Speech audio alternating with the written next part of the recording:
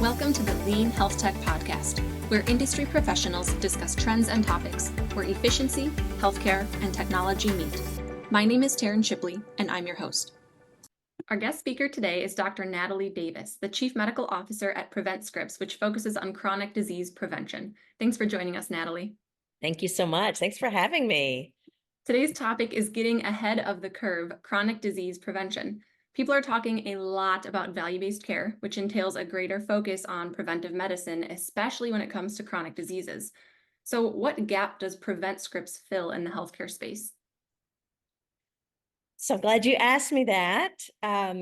At PreventScripts, we help primary care providers identify and intervene with their patients that are at risk for metabolic conditions.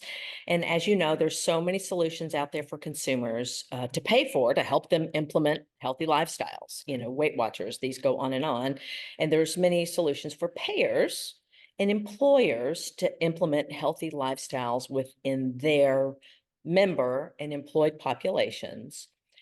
Our focus is the primary care space, and we provide reimbursable screening and intervention tools which automate much of the data collection to assess risk for metabolic conditions and also automate the collection of the key biometrics from patients, which providers can then use to optimize patient health. We take an evidence-based approach. So we use American Heart Association, American Medical Association, American Academy of Family Medicine, American Academy of Pediatrics recommendations as it relates to metabolic conditions.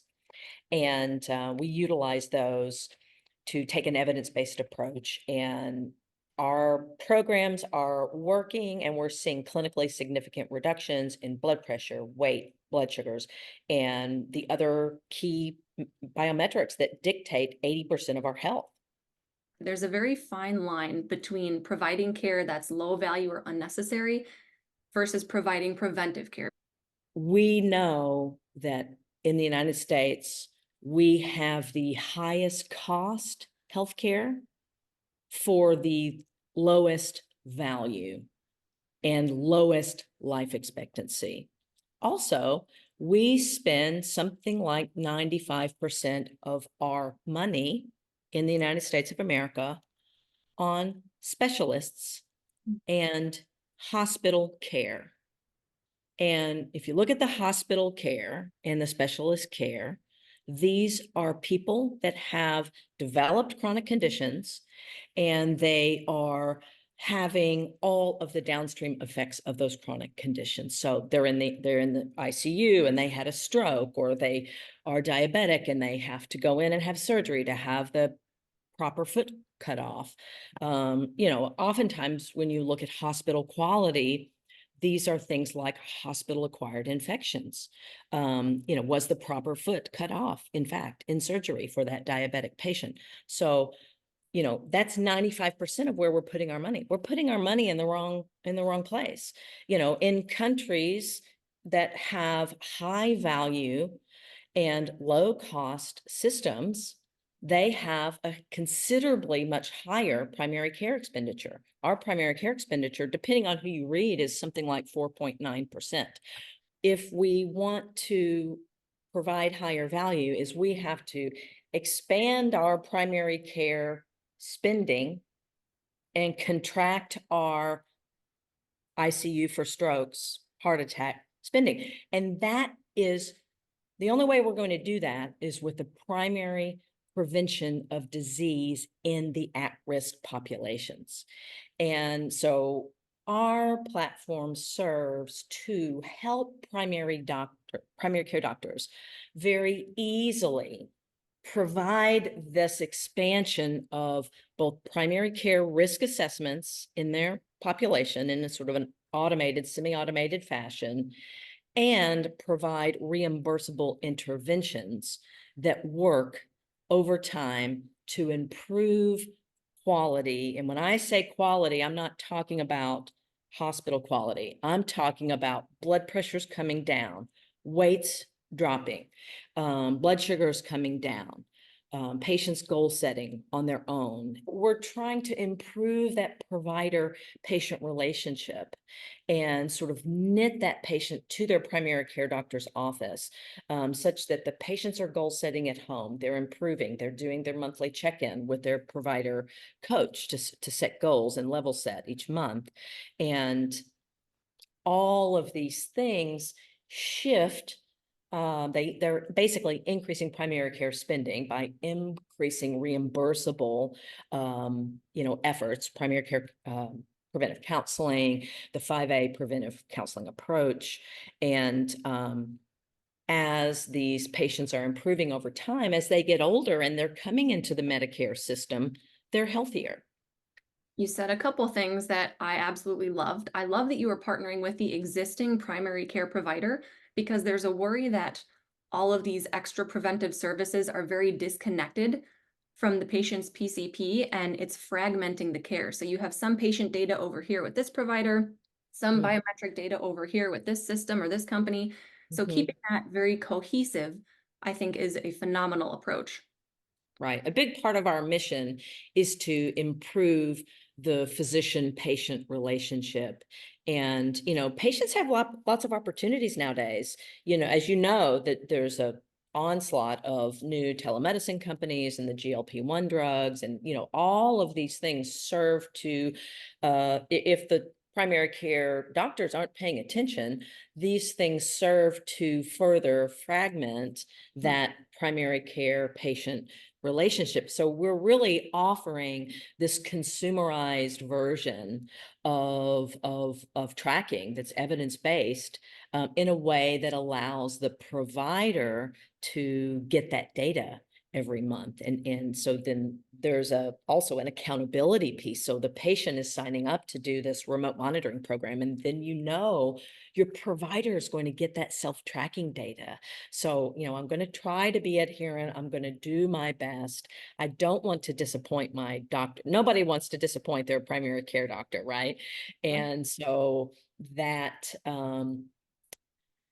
sort of piece of the accountability is important for providers and for patients to really execute shared decision-making at an even greater level.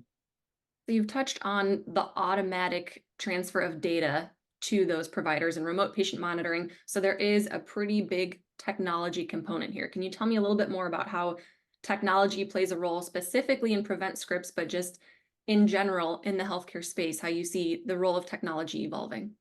We took a series of validated survey instruments and we turned that into a pre-visit assessment. So every patient, 13 to, as soon as you have a smartphone, 13, 12, to 74 through the younger elder, every patient before they come to their visit needs to have a ADA risk assessment, patient-reported outcomes, self-efficacy, patient self-efficacy, that's their agency. Do they even think they're in charge of their health at all? Do they even think they're capable? Self-efficacy, we do a patient-reported outcomes global 10 survey, and then we roll that up with a stage of change, Prochaska di Clemente stage of change survey. So is this patient, are they in the stage of action? I am coming in to see my doctor. I am ready to do something about my health today. I know my weight is not ideal. I know I've got some risk. I know my grandfather died suddenly of a heart attack, or my grandmother's got type 2 diabetes. Or is this a pre-contemplative patient? That pre-contemplative patient, they may have risk, but they aren't ready to undergo an intervention. So there's a disconnect. When you go to the doctor, as primary care doctors, we want to say, okay, do all these things, eat better, lose weight, do this, eat more fruits, drink your water. I call it kitchen sinking. We kitchen sink them because we don't have time. We're throwing everything on the patient at once in that moment because we have such little time in that well check. And we know for a healthy patient, we're not going to see them for a year, or often an at-risk patient. And so that's what we call the blind spot of healthcare, where it's during this time that you might kitchen sink the patient, but then, I can't really see you again till your insurance lets me see you again, and it'll be a year. And so this is a period of time that patients progress from pre-disease into full-blown disease. So we're trying to really get inside the patient's mind, as well as an SDOH survey, which is part of our assessment, and then our algorithm crunches up that data and makes a recommendation to the provider, sort of cutting to the chase. Where is this patient? You can't take a pre-contemplative patient and say, hey, let's do this remote monitoring program. It's going to, because they're not ready. So we're customizing the intervention to the patient's stage of change, and then automating all of that assessment, providing efficiency. Normally an MA in a clinic would have to gather all these surveys, right? Algorithm, and our algorithm makes the recommendation. Not only that, patients may not give the proper answers with questions being asked in a hallway. So we're getting efficiency. The patients are happy to fill the survey out. The providers get the data. Efficiency is gained on the provider side. Knowledge is gained on the provider side. It's a reimbursable behavioral profile. And so that's the assessment piece. And then for the interventions, we utilize all of the professional organizations I mentioned earlier, their recommendations, and it's really simplified. There's 4 numbers that create about 80% of your health, right? Your weight, your blood pressure, your blood sugar, your waist circumference is another one. And there's 4 behaviors that dictate that 80% of your health. There's really 8, but 4 on sort of our core home screen that patients are tracking. And so if you improve those 4 behaviors, you improve your 4 numbers, and that is responsible for 80% of our healthcare costs. So sort of wrapping this up in a gamified fashion, trying to foster self-efficacy remotely. You can do this. You got this, such that over time, we want to take these patients that don't have agency and help them develop agency over their life. And so we have lots of things. We have some goal setting surveys that patients fill out. Let patients set their own goals and track their own goals and track their progress within mastering that goal. Eat less sugar is my favorite goal of ours, because it seems like anytime anyone picks eat less sugar, that's when their weight starts dropping like a stone. And so we have 7 behaviors that patients are picking. And behavior change is tricky. I mentioned the kitchen sinking that we doctors do. That's not how behavior change works. Patients pick one goal. They focus on one goal. And then we have sort of bite-sized educational tips around the one goal daily at a time that's convenient for the patient. So we're trying to guide them through this complete and permanent behavior change program, which takes them a year to get through. It takes 4 weeks at the minimum, 6 weeks, sometimes 2 months to create a new habit. So behavior change is hard. It's very difficult. And doctors we were never taught in medical school how to change patient behavior. We were taught a whole lot of stuff about a whole lot of diseases and how to diagnose them. So this is not something that primary care providers really are focusing on. And so we're trying to take the science of behavior change, roll it all up into this digital product, a mobile product that's easy. It's on your phone. It takes 5 minutes in the morning, 5 minutes in the afternoon. This is easy to use stuff. And then loop that data back to the provider securely into their electronic medical record. We have logins for providers also, if they want to track it that way, and to securely get that right information to the provider at the right time, at a time they can do something about it, and in a way that's reimbursable and financially sustainable for the clinic. So to me, what you've described sounds like a no-brainer. You're leveraging psychology and right, how to change patient behaviors. You're increasing the patient agency over their own health. You're leveraging technology to make it easily integrate into the physician's existing workflow. So what are the barriers to implementing something like this? Because to me, this just seems like, why wouldn't you implement this? We have thought of mostly everything. Providers, the barrier on the provider side is time. They are doing so much work around prior auths. I mean, it's busy work. There's so much busy work that's baked into the primary care provider existence that the barrier is time. And so we've worked really hard to, automate the data collection, put the report right into the patient's chart where you walk into the room, it's right there. Of course, the providers do have to look at the report. You can't bill anything without looking at the report. So, that takes a minute. The barrier, and certain patients are ready to do this. They want to have questions answered about, is my insurance going to cover this? Am I going to have a copay? And those kinds of things. And so we've just worked a lot on the education piece, that you may have a copay, but in most instances, it's $5 or it's $9 that the patients are paying for this.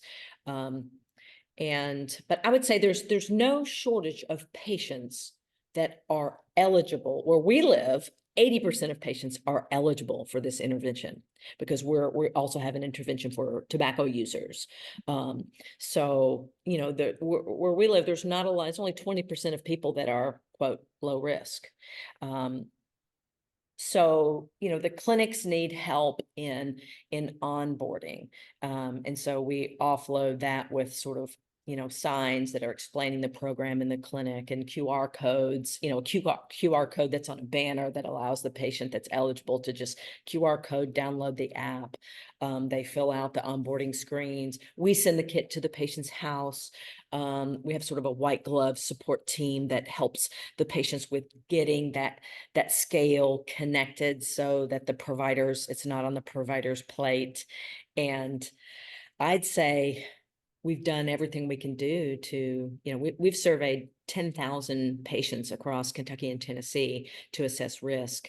And we're seeing clinically significant reductions in all of the important key metrics. So it's just really finding out about us and what we're doing.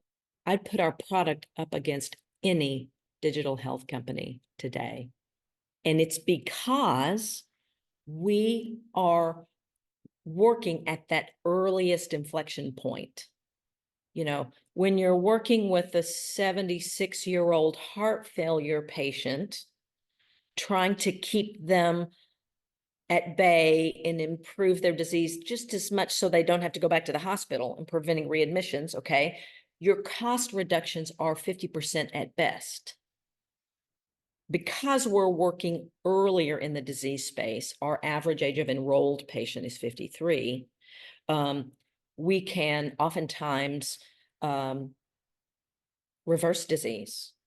You don't have, it's a little 10 millimeter of mercury blood pressure reduction, 5 or 8% weight loss is all it takes to take a at-risk patient and normalize them. I like that you're using the term cost reduction because one of the concerns around preventive care is demand destruction. That if we make our patients so healthy that they don't need us anymore, then healthcare doesn't have a business. But to your point, you might make more money from an inpatient visit, but the cost for that inpatient visit is so high that when all is said and done, your net revenue is probably more when you're doing this preventive care. Right. And it took a while for these pieces to come into play. But primary care providers are the obvious first stop. They're already the highest value providers, right? So adding value and adding prevention to an already high provider group is the obvious place to start for us. We enroll the one patient, and the beautiful thing about family medicine is that clinic is taking care of that whole family. So we're pulling along this whole family. And then oftentimes enrolling the spouse Mhm. and enrolling other family members and enrolling the aunt and sort of bringing this whole family along this journey, which is very slow and takes time, and it takes no less than a year. And you're not just impacting the single patient that's signed up, because I have young children and I decide what they eat. So I am programming them for the rest of their lives. What is their relationship with food? So you're also helping the next generation as well. Right, right. As a pediatrician, we see this, teenagers come in and they don't have any control over what's going on. But then you can have a teenager who's 17 years old. One of my first little case study patients, who lost an extraordinary amount of weight and resolved his sleep apnea, was going to the store with his parents and saying, "Mom, let's get these grapes. Mom, let's get these apples." So it works both ways, but we're definitely excited to change the culture within families, in a geographic where we have the worst life expectancy and everything is pitted against you. But the thing of it is, patients can do this work. They can do it. They can goal set. They can track. They can change the culture in their workspace and make a choice to do something different at work and bring healthy snacks. So sort of this thinking that my patients won't do this is just wrong. Mhm. They just need the proper tools that fits into their life. Are there any last words of wisdom or encouragement or advice for the listeners? What are your quality improvement objectives for 2024? What are you going to do? What are you going to do this year? And then you have to look at how are you going to meet those goals? What's on the efficiency side of that goal? If you're looking to reduce blood pressures, how are you going to gather that data? How are you going to do it from an efficiency standpoint? And then what are the levers in your organization that are going to be necessary to create that sustained change? You can't do everything all at once. You have to prioritize. And then who are the partners that you need? So thank you so much for sharing your insight around chronic disease prevention. This concludes today's Lean Health Tech podcast. If you're a listener and would like to hear a certain topic covered in future episodes, please let me know by leaving a review or comment. Thanks for joining, and be sure to check out the next episode.